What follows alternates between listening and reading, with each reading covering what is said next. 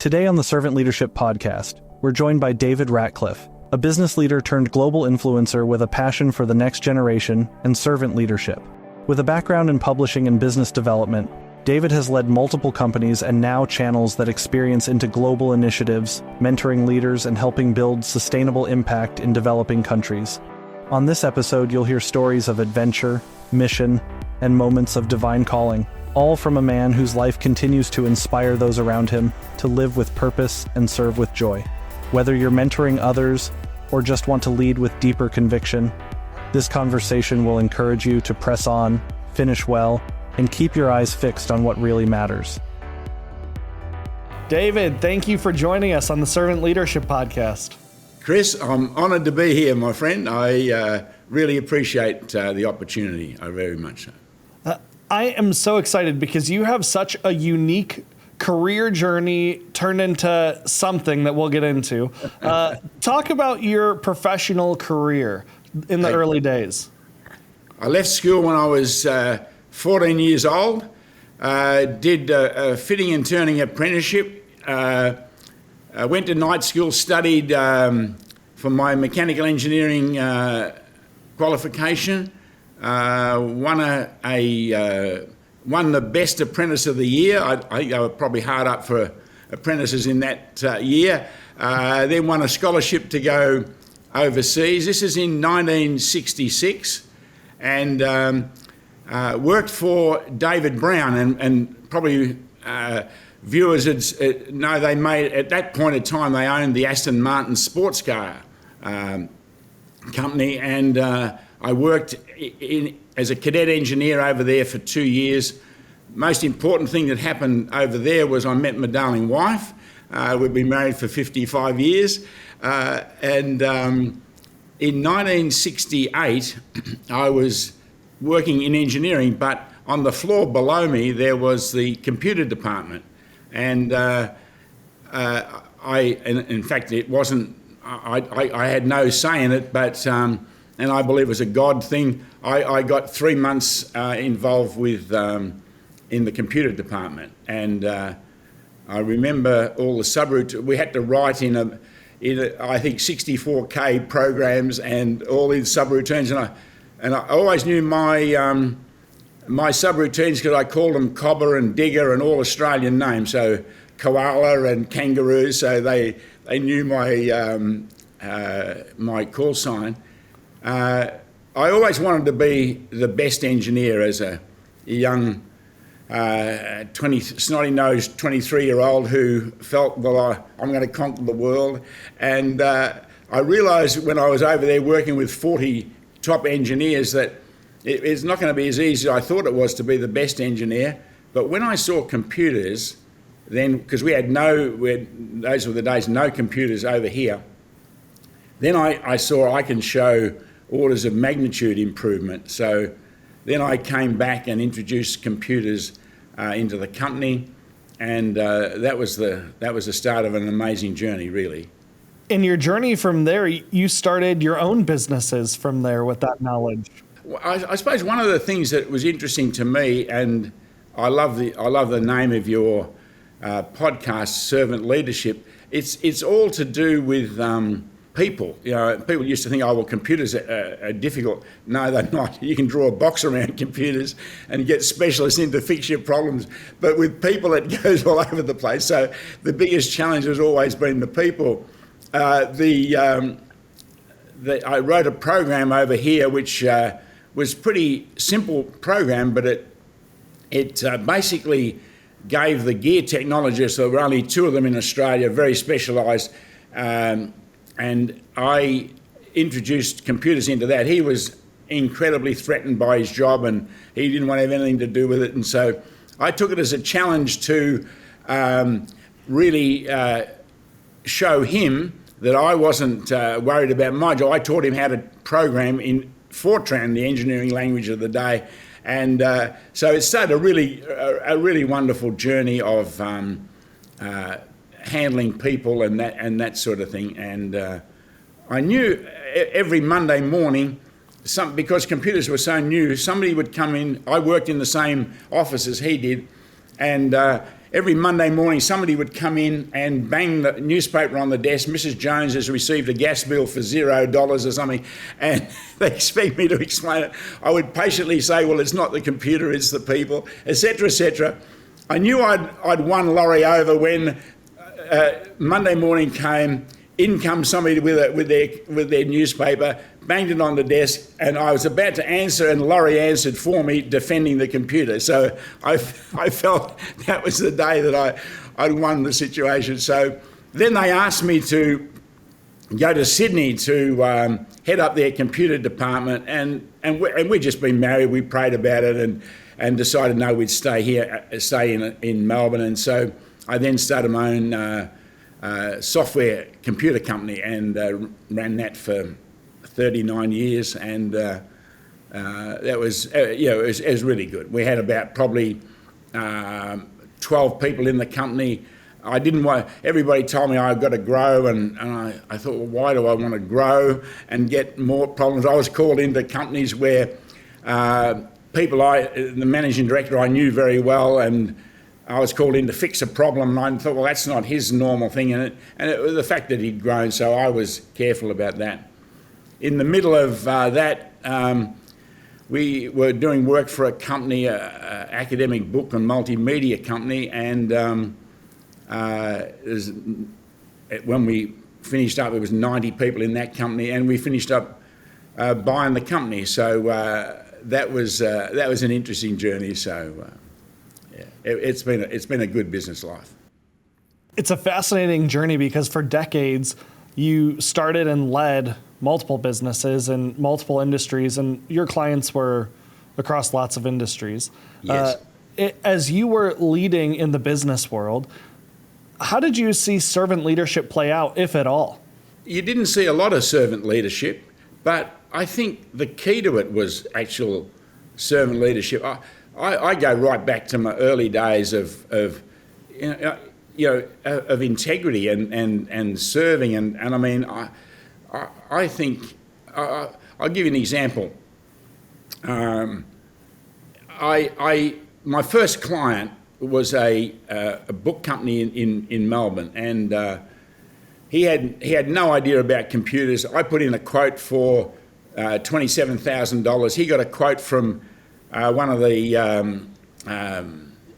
big software, department stores for $8,000, and he chose my company. And I never. And now, I mean, the $8,000 would have lasted him for 6 months as he grew. I'm putting him on a platform that he could grow, and I think we had elements of that system, 30 years later, still running. So, and he'd grown his business dramatically. I always wondered, why did Colin choose me? And after about, I don't know, we had his business for 30 years. After about 20 years, I said, Colin, and he wasn't a Christian. I said, Colin, what? You had 2 quotes. Why did you choose mine? And he didn't hesitate. He said, David, I chose you because I felt I could trust you. So, in that sense of, I don't know, servant leadership, but certainly in having integrity and leadership as a Christian, I mean, it was, people used to say to me, gee, it must be difficult to be a Christian and be in business. I'd say it's my greatest asset. It truly is. And we, in 40 years in business, we never, I think I advertised once in a magazine, which was a waste of money. We never advertised. It was all business out of relationship, and I could tell you some amazing stories about that. So. Well, on the journey, at some point you decided to be done in that space, and we'll talk more about what you got into, but how did you decide it was time to start handing stuff off and to transition out?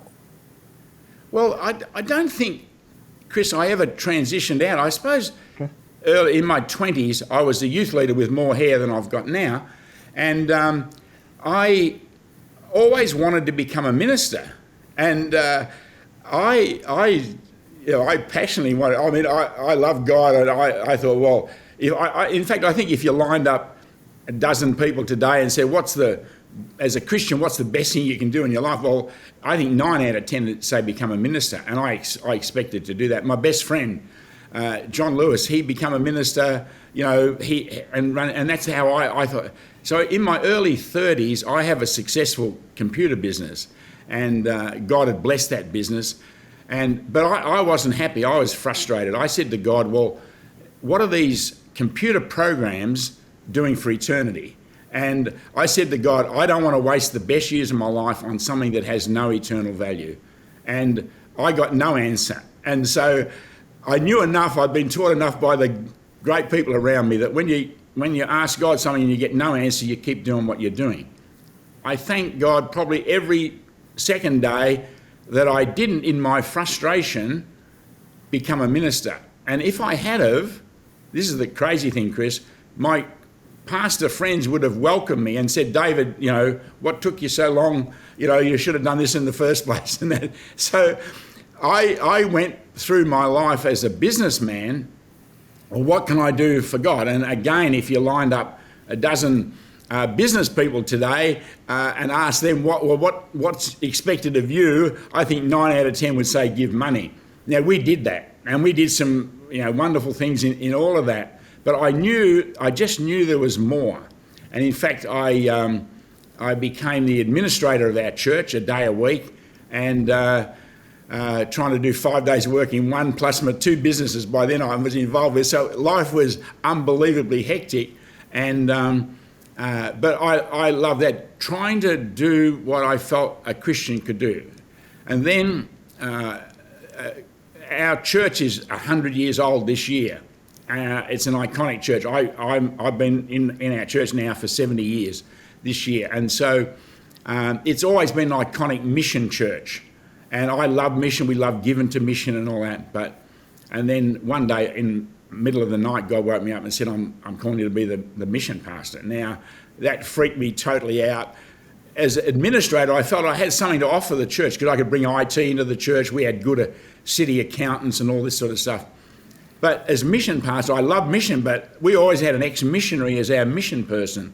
And so I freaked out. I said to God, I have nothing to offer you. So if I came to you, Chris, and said, I want a job, and I told you I have nothing to offer you, I think you'd just say, well, don't waste my time, let's go somewhere else.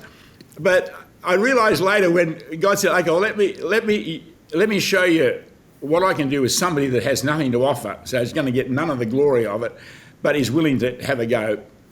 Then he's willing to be obedient. Then, I mean, we had 8 years of probably the most exciting 8 years. God was doing things you couldn't make happen. I could tell you many stories about that. But after 8 years, God said, step down. Now, I still had my 2 businesses. The wonderful thing was when God called me to be the mission pastor, God talked to me about sustainability. Don't have a handout mentality. And that's in early, probably 1999 or something like that. So in those days, sustainability was on the fringe of mission, but today it's front and centre. But then I started to see what God was doing in the sense of I was the first businessman to be called to be the mission pastor in our church organisation in Australia, and it's an iconic mission church. I mean, it's been mission from day one, so it was a pretty daunting task. But I started to see what God was doing about. So I then started to bring sustainability into mission. The other thing that at the same time God started talking to me about was you're not giving, when we give our money, we're not giving to God, because he owns the cattle on 1,000 hills. We are, God showed me we're investing in the kingdom.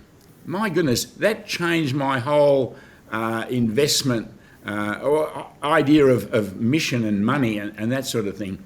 I'll give you an example.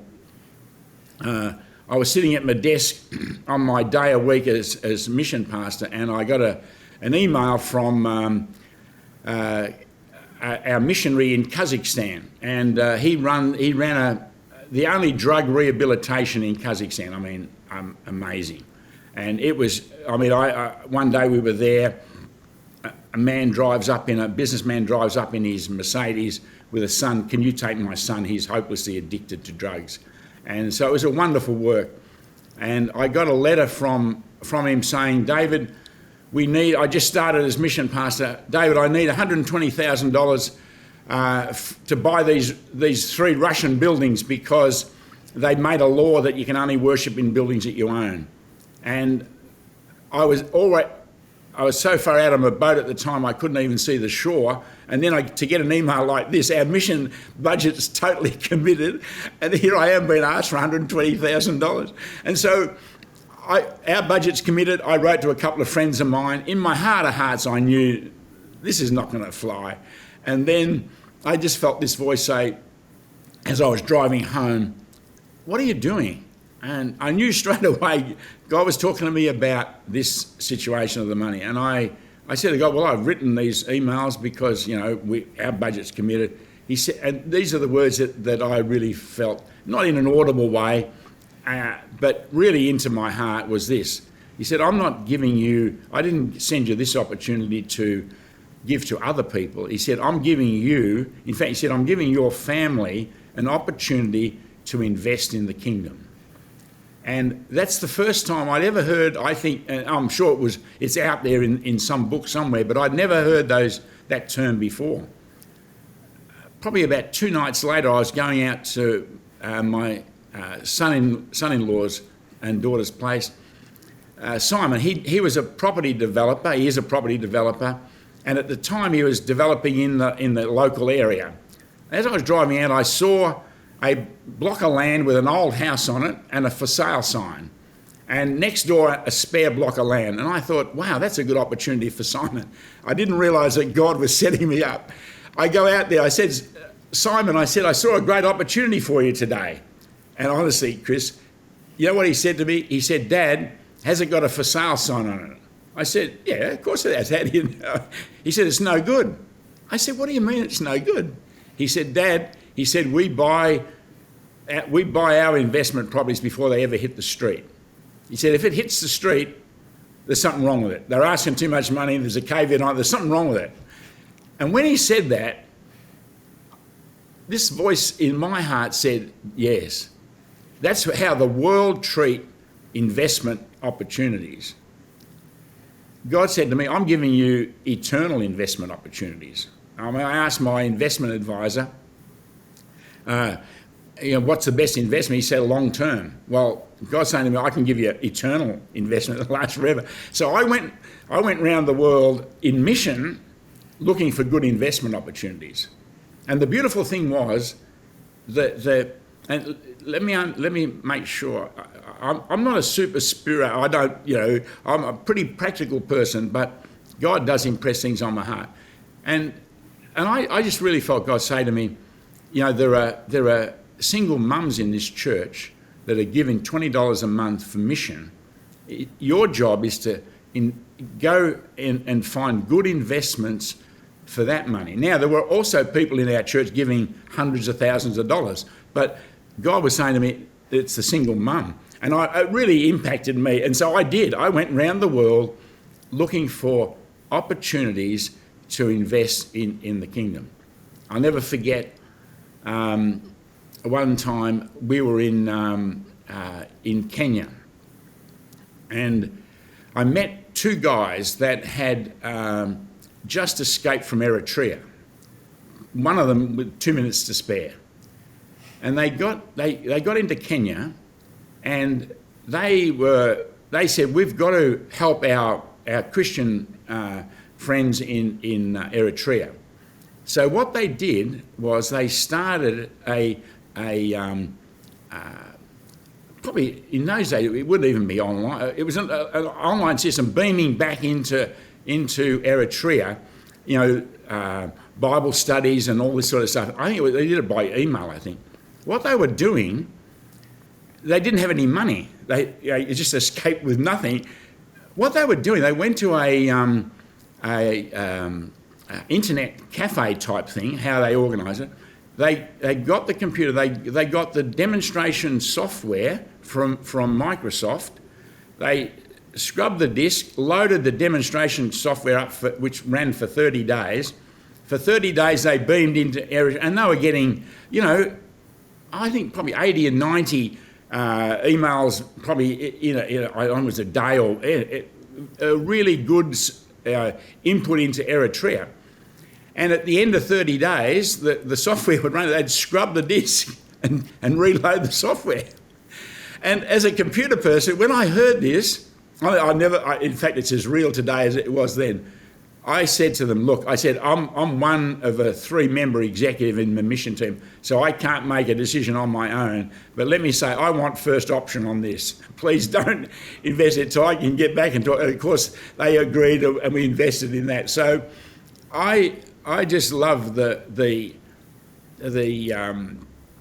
concept of investing in the kingdom. I think it's Matthew 6. It talks. Jesus said, do not lay up for yourself treasure on earth, but lay up for yourselves treasure in heaven. And I say to people, when the GFC hit, I said, I have 2 investment portfolios. I have my eternal investment portfolio and my earthly investment portfolio. The only investment portfolio that was impacted was my earthly one. My heavenly one lived on. And so, when I got that email for that $120,000, I said to God, well, I don't have the money. And he said to me, what about that investment property you have? And I knew then I'm in trouble. But honestly, I think I talk to business people, and I say to them, I love my pastor friends, but as a successful businessman, I would get a request from my pastor, David, can you come to a meeting? And I would say, in my mind, how much money do you want? And secondly, can I write a cheque for a few $100s and stay home with my family? And I look at the eyes of the business guys, honestly, Chris, it's there. They're asked the same thing. And there's just so much more. I mean, I did that for 8 years and I loved it. At the end of that time, we had a change of pastor. And God said to me, step down from the board. I've been on that for 20 years. I don't mind that. Let some young ones say other. But God said to me, step down as mission pastor. And I said, what? I said, you got me so far out of my boat, I can't see the shore. And you've done, God did amazing. We quadrupled our mission giving. It was just out of control. Not from my point. I had nothing to offer. But boy, I tell you what, God brought people in, did amazing stuff. We did a container for Kazakhstan. It was out of control. And then God said, step down. I said, that can't be right. But I just really sought God, and he said, no, step down. The beautiful thing was, I wasn't getting paid as mission pastor or as administrator.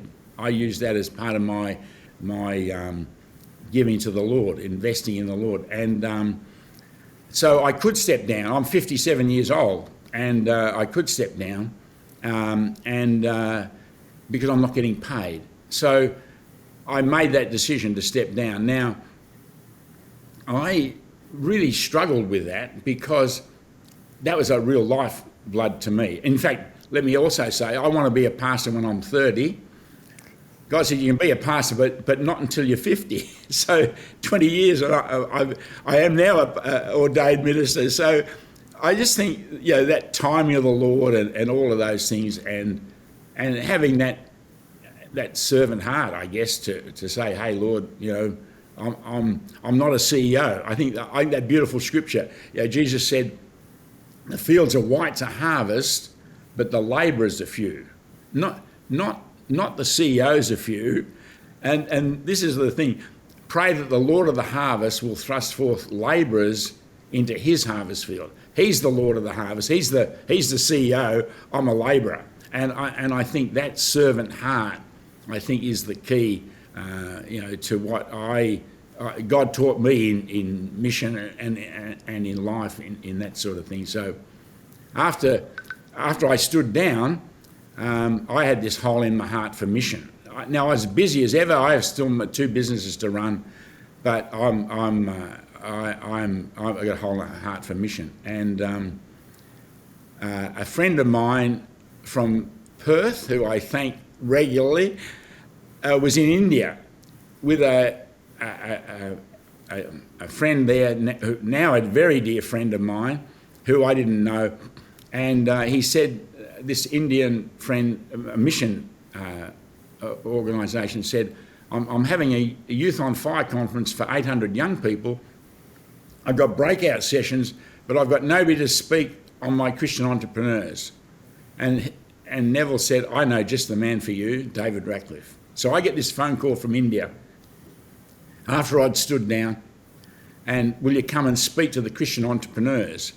And I said, yes, I'll come. I never forget, we laugh about it today. He said, do you want to pray about it? I said, no, I don't. I'm desperate. I need some mission. And so I went over there. Chris, I could take you to the room today if you took me to that place. I have 15 young people in that room, and I'm talking to them about using business for mission.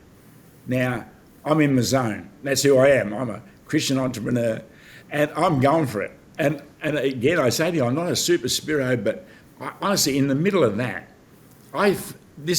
not audible again, but this voice said to me clearly, remember, you asked me, what are these computer programs doing for eternity? And I got this, I mean, even when I say it now, I'm emotional. I get this hologram of my life. It just went whoosh, and I realised I've been prepared all my life for what I'm now doing.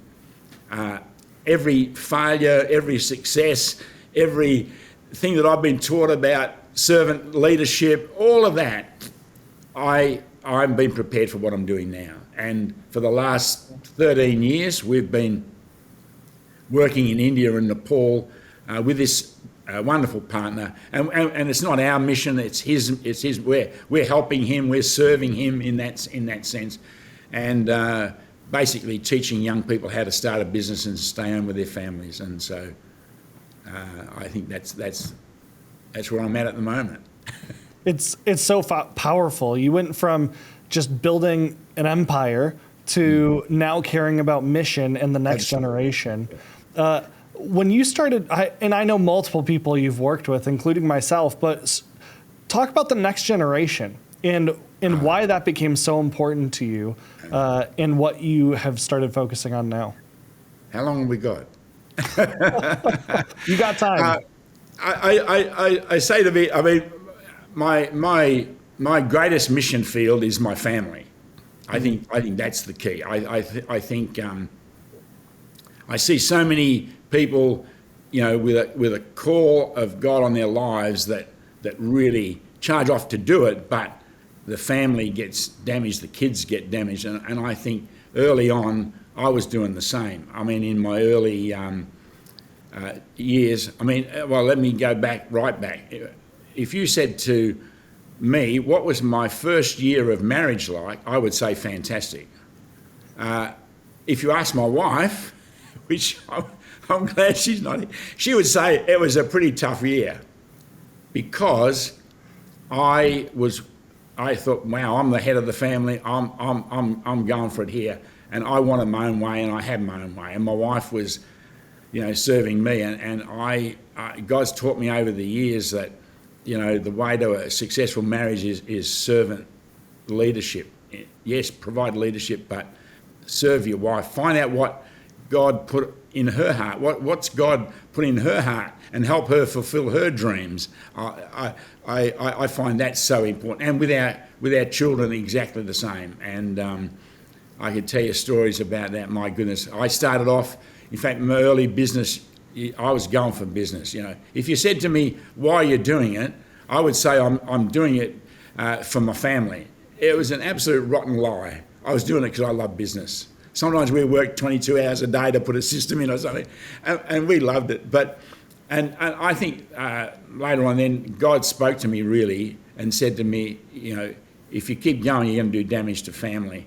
And my wife spoke to me at the same time. So I say, when your wife and God speak to you, that's pretty serious stuff. So we just tweaked the model. That's all we did. We bought bikes. We went bike riding as a family. I was travelling overseas a lot in my business, and I just traded in my business class fare, took the family with us, and we had some amazing holidays. Pamela's relatives were in England at the time, and I'd do my business in America or Germany or wherever, and then we'd meet up, and we stumbled on skiing as something that we could all do together. I remember, Chris, looking at sometimes the cost of that holiday and thinking, just as a responsible businessman, praise God, we had the money to do it. But I looked at the cost and I thought, wow, that's a lot of money to spend on a holiday. And I look at it today and I would spend double that amount and not even blink. And in fact, I am now saying it to a lot of people, I suppose, but I personally wouldn't never recommend it, but I would borrow money to do it. And the reason is this. I say to young people, if you buy a car that turns out to be a lemon, what we call in Australia a disaster, you can buy another car. If I start a career and I don't like it, then I can start another career. I could start another career today if I wanted to. I'm not going to, but I could. If I buy a house, the only thing holding it up are the termites holding hands. Well, that's not good. But I can get another house. But here's a sobering thing. I get one shot at my marriage and I get one shot at bringing up my kids. And so if you sacrifice God and family on the altar of business or ministry, I see people in ministry doing the same thing. We have a thing they call the preacher's kid syndrome. I mean, what a crazy thing. You're out there teaching about family and servant life and you're messing up your kids. I mean, so that's been the real challenge to me. But about 23 years ago, a young man came to me called Ash Cooper, and he was our top young gun in the church. He said, David, can I talk to you?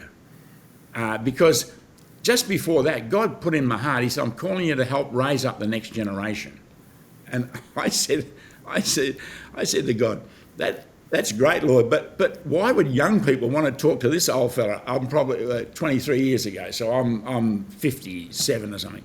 And anyway, I said, God, I'm willing, but I don't think this is going to go very far. Wow. Ash Cooper come to me, he said, David, can I talk to you? I said, Ash, you can talk to me, but I want to talk to you. I want some of your faith steps. I want some of you get up and go. I don't know what it is, but we as older people should be far ahead of the pack, because we've proved God 1,000 times.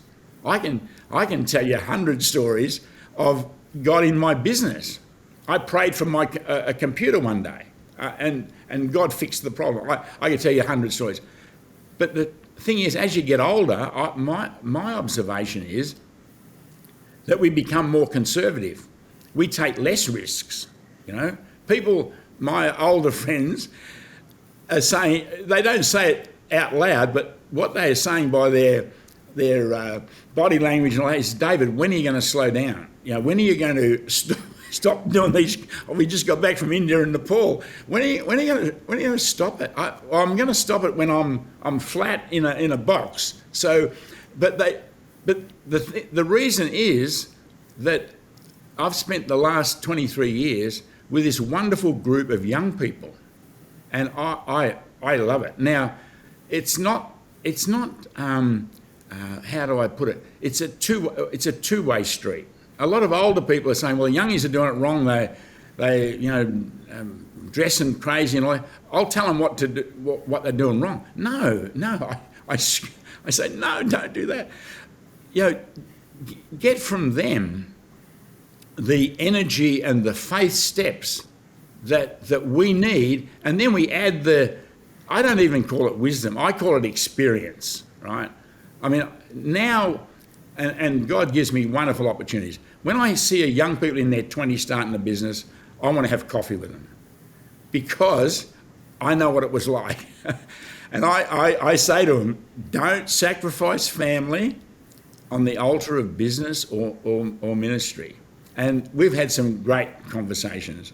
I had a young man just recently, and I heard of him through my grandkids. My grandkids said, hey, this guy Pete, he is a wonderful youth leader.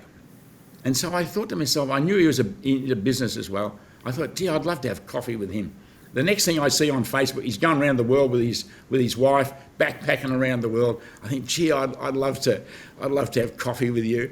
And I don't want to push myself or anything. He comes back to Australia, and about 3 months later, I get a phone call from Pete. He said, David, he said, I've been wanting to talk to you for a long time, he said, but I haven't been ready. He said, I want to start my business, he said, and I want to make it a kingdom business, he said. I just want it to be a business with a purpose. He said, can I talk to you? I said, oh, no, Pete, I'm not interested in that. No, I said, Pete, I'd love to talk to you. And honestly, I wrote him, and this is the other thing, I said, it's a simple thing, but it blows them away. I said to him, look, I've got more time than you have. I'll come to you. And he thought, what? You know, normally if I want to talk to them, I've got to come to them. No, I'll come to you. I rode my e-bike down there. And we sat in this cafe. I mean, I meet with my older friends and we start at 7 o'clock, but the youngies start at 9 o'clock. So we started at 9 o'clock for coffee. And we had one coffee and we started at 9 o'clock. We were still going at 20 past 1. He's been on mission now with me and all that. So I love that connection. Not only in a spiritual sense, but even in a physical sense. One of our young friends, Kate, she rang me up one day and she said, David, we're doing a hike in the centre of Australia it's called the Larapinta Trail. She said, would you and Pamela be interested in doing that? I said, Kate, I'd love to. I said, what's involved? She said, oh, well, it's 15K a day for about 5 or 6 days.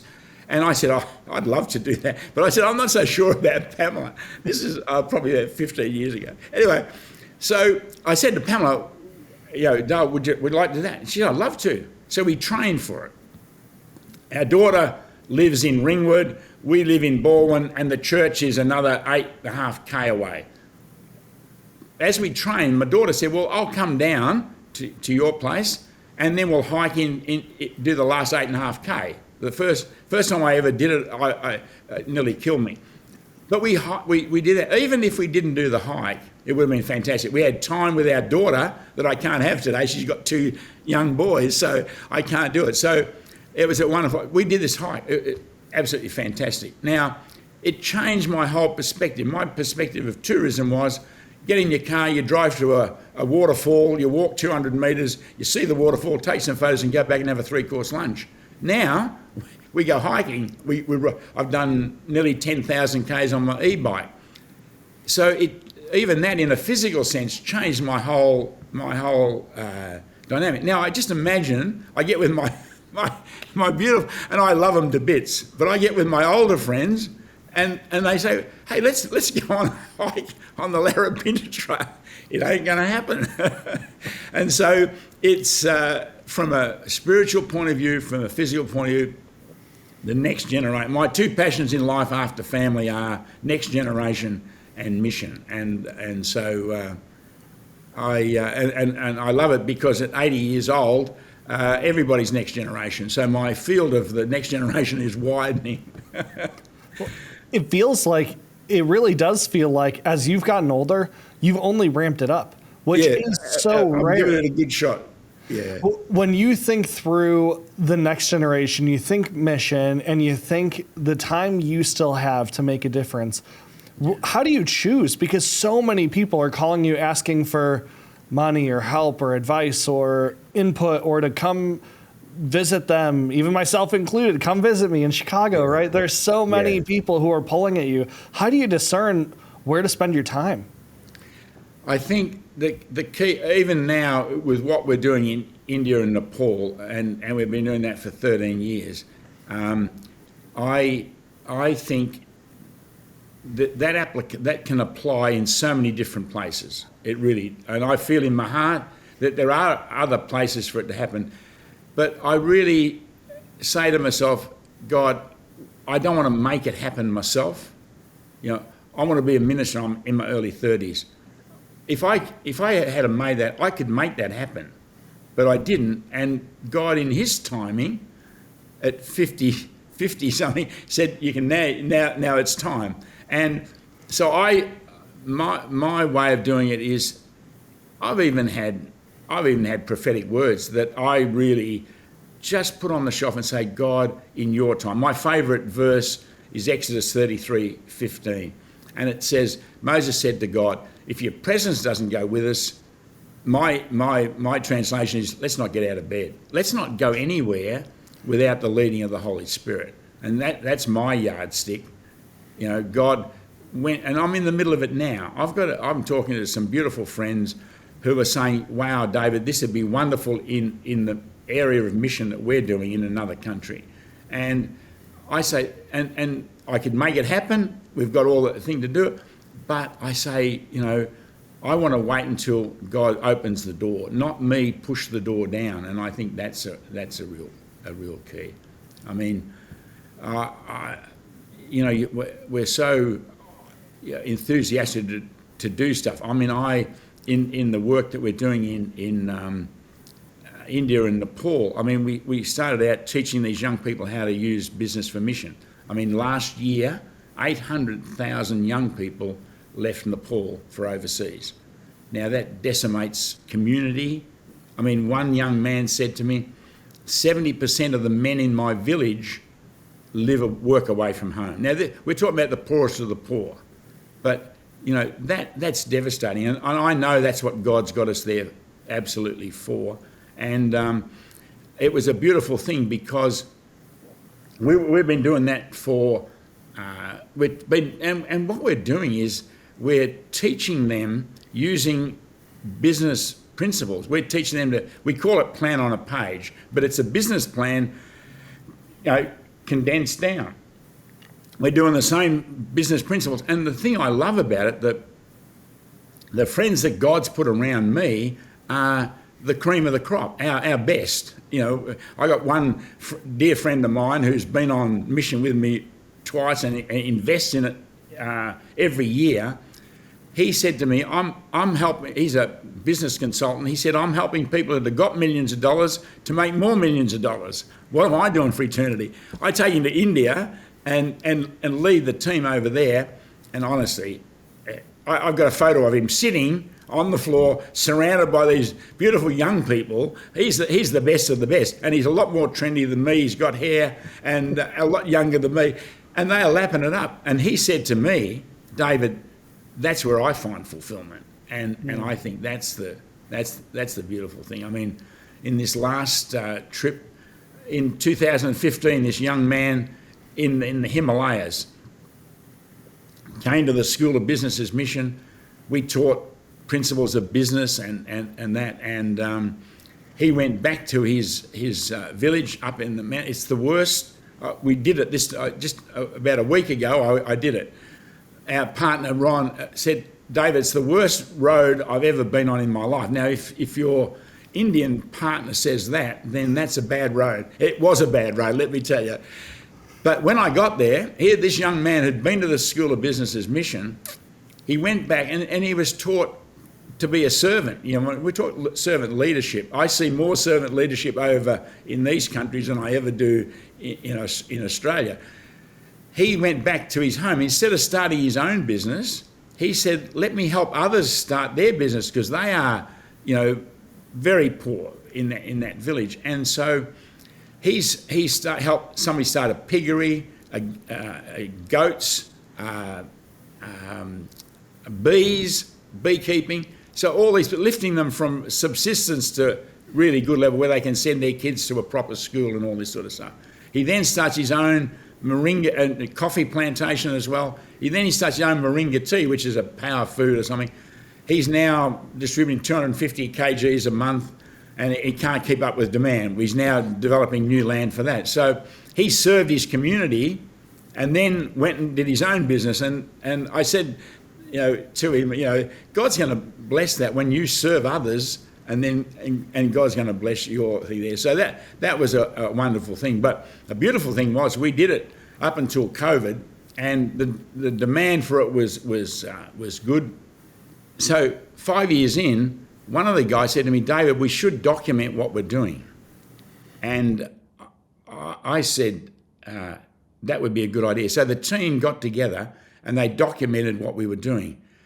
December 2019, they handed me the curriculum. And I was excited. I thought, well, wow, a new member comes, we'll be able to give them that, and this is what we do, and it's got all the stuff in it. God's up there saying, David, you have no idea what I'm doing, but just keep being obedient. And March 2020, COVID strikes. Millions of people around the world lost their jobs in boats and labourers in Dubai, all around the world. There's a photo in the New York Times of a sea of people walking home because President Modi stopped the transport. So these people then, so the lure of overseas is tarnished dramatically. I got a phone call from our partner, David, we need you desperately. And because now the demand is just through the roof. People are saying, wives are saying, darling, please don't go back, because this is a disaster. Some of them walked 1,000 kilometres to get home. And I said to our partner, I said, well, we have the privilege of living in the most locked down city in the world, Melbourne, Australia. And so I said, we can't come. So he said, well, we've got the curriculum. So he said, we can translate that. So they translated it into their 3 languages now, they've translated it. And he took young people that had not only started successful businesses in that last 10 years, but that had caught the vision of what it was about, keeping fathers home with their families.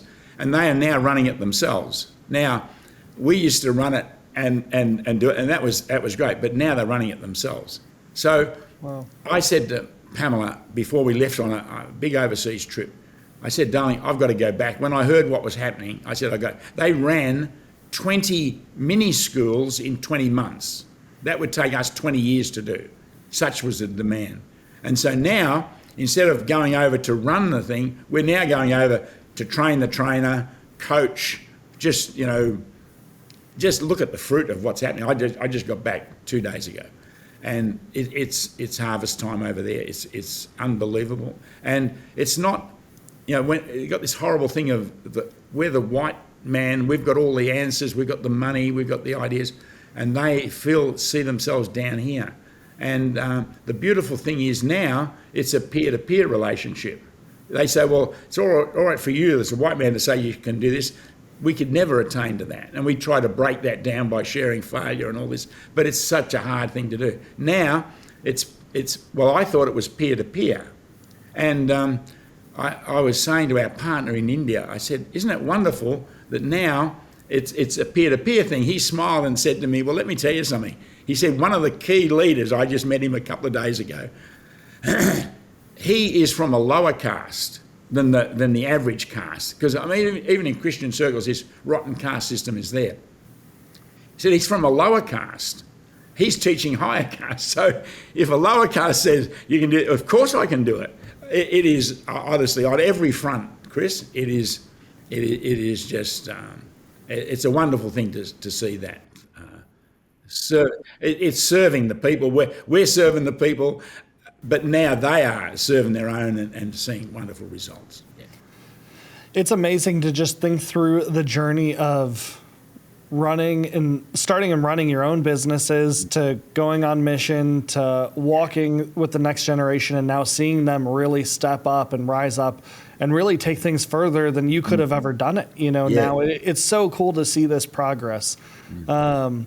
David, I want to ask you 10 rapid fire questions. Sure. Where you just say the first words that come to your mind. Okay. There's no wrong answers. But who's the first person you think of when I say servant leadership? Can I tell the story?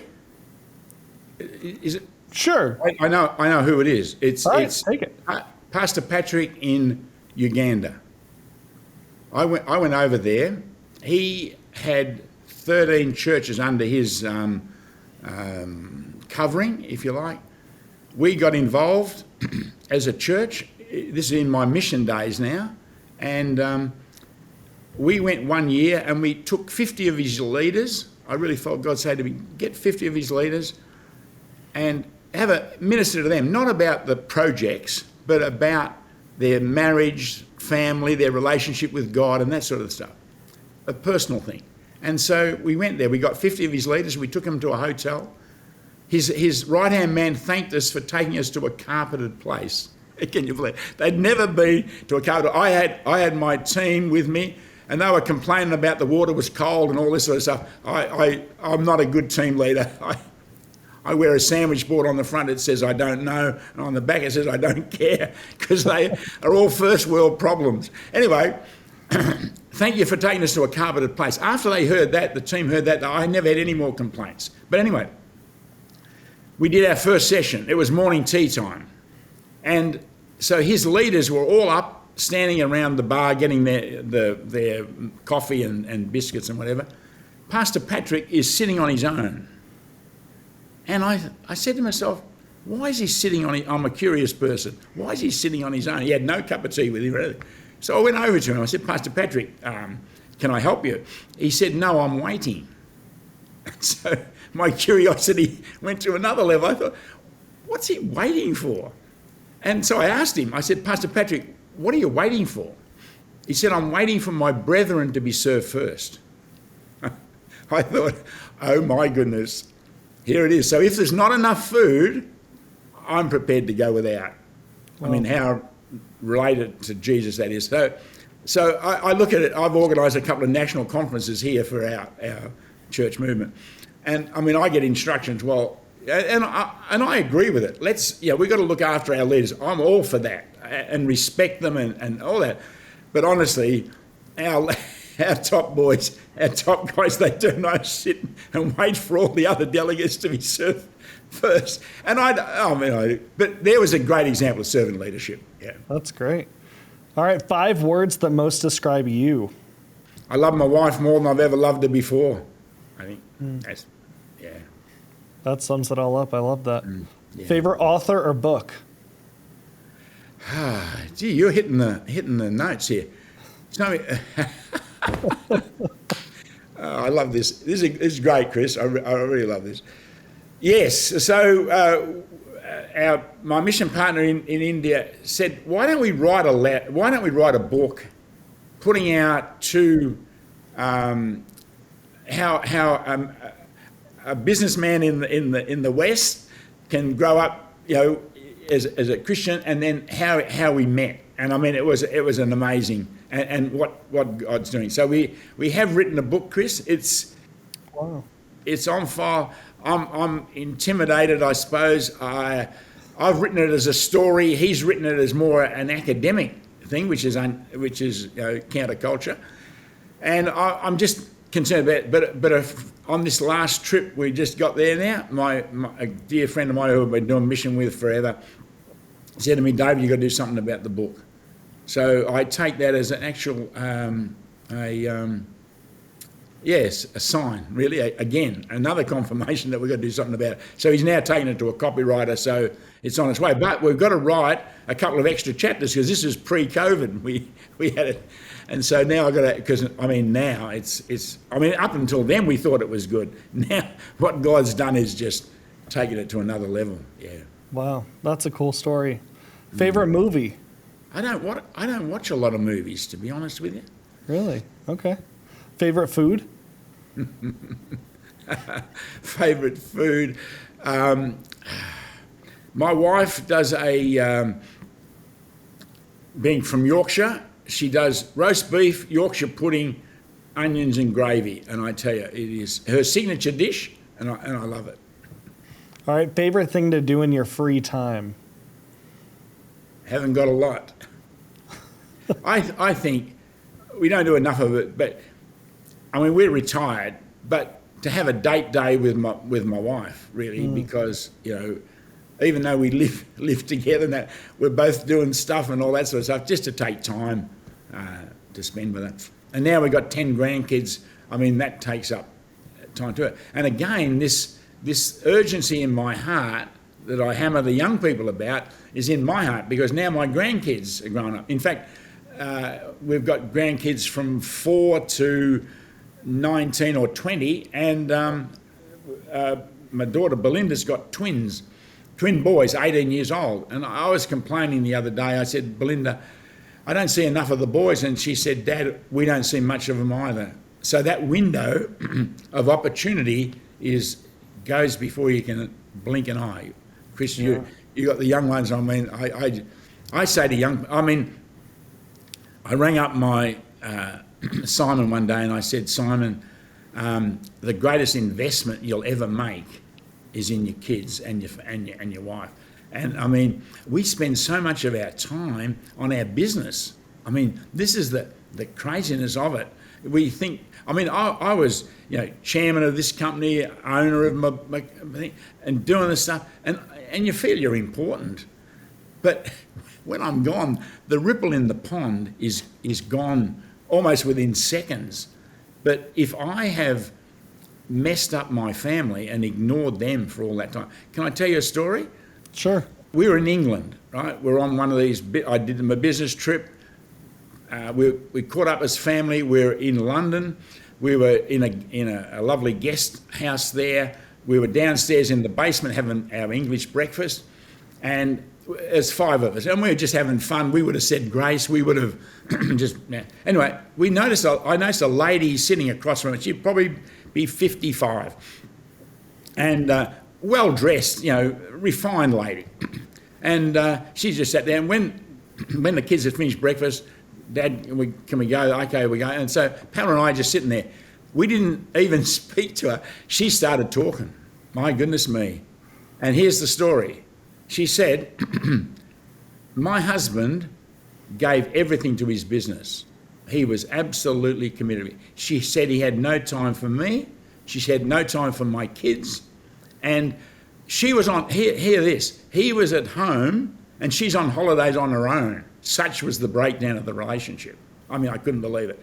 And she said, he did this for 20 years or whatever, and one day the company found somebody that can do it 20% better than he can, and they said, we don't want you anymore. She said it devastated him. And then she said something that brings a tear to my eye to this day. She said, you know what he does now? I said, no. She said he sits at home in his rocking chair waiting for the kids to come home, but they don't. Oh, breaks my heart. Done. I can do everything else. I can buy a new car, new house, but I can't retrieve that. So, and the opposite's the case. If you invest in family, I mean, we had some amazing. We haven't done it perfectly, but we used to have father-daughter days, father-son days. I mean, investing in that, if you don't do it now, when the opportunity is there, you can't. It's the only thing I think you can't repeat. Yeah. So it's so important. So investment in your kids is so important. All right. What's a surprising fact about you? The surprising fact about me is I love singing, but singing doesn't love me. In fact, in Australia, they wouldn't let me near the thing. When I went to England in my 20s, they said to me, David, would you like to join the youth choir? I said, I would love to. And so I joined the youth choir because they didn't know anything. And so we had practice on a Tuesday night. And we'd be singing, and I love singing. I was singing as loud as I could. And the choir director would say, there's just a problem with the guys. Just the men only sing. So I used to mime. I used to just lip sync it. And I lasted in the choir for 2 years. So the Bible says first shall be last, last shall be first. So I reckon I might be going for choir director in heaven. All right. Favorite place you've been? When I was in business and I got called into mission, my first mission trip was to Thailand. And I used to stay in the best hotels. You'd fly business class and do all that. My first mission trip, they put me in this, you could barely call it a hotel. I'm lying on a bed that was as hard as nails that I would never do in my business life. Or I was in my business life, but on a business trip. There were cockroaches running around the room. I'm lying there in tears saying, God, this is where I belong. Wow. Because I realised I'm fulfilling what God's called me to do in mission. Is there anywhere in the world that you want to go that you have not been to? Alaska, I suppose. Okay. And finally, what's the best advice you've ever gotten? Well, I think have a servant heart. You know, I love that. I think, you know, as I said, Exodus 33:15. You know, Moses said to God, you know, if your presence doesn't go, if you're not led by the Holy Spirit, I mean, we're wasting our time. And so many things where we think this is the way to do it, and I'm enthusiastic. I have my idea, but just let God lead you and guide you. Just be a labourer in the harvest field. I think that's beautiful. I mean, a labourer says to his boss, what do you want me to do today? And the boss says, I want you to build a brick wall, 6 bricks high, 2 bricks wide from here to here. Now, the labourer doesn't say, well, boss, you know, are you sure that's in the right position? Are you sure it's going to handle the load that's going to come onto it? After a couple of questions, the boss will say, would you mind just shutting up and just doing as I'm telling you? And I think, in my early days, I spent my life at the altar. God, I need the 5-year plan. What are you going to do? Honestly, Chris, if God gave me, he didn't give me the 5-year. If he had have, you know, if I had have got a fight in my mind, I would limit what God wanted to do in my life. I look back and say, man alive, in my wildest dreams, I would never believe that God has done what he's done in my life. And so I think be a labourer, and then you don't worry about, you know, the 5-year plan, all that sort of stuff. Be a good labourer and do what he calls you to do today with all the enthusiasm, the strength and the energy that you can muster without worrying about the rest of it. And I think that's the way it's a good way to live. That's amazing. Well, David, thank you for joining and sharing your story, sharing wisdom with our audience. I'm so excited for them to hear from you. No, thanks very much, Chris. Appreciate it. Really do. Thank you for listening to this episode of the Servant Leadership Podcast. If you enjoyed what you heard, please give it a thumbs up and leave a comment below. Don't forget to subscribe and hit the notification bell to never miss an update. Be sure to check out the servantleadershippodcast.org for more updates and additional bonus content.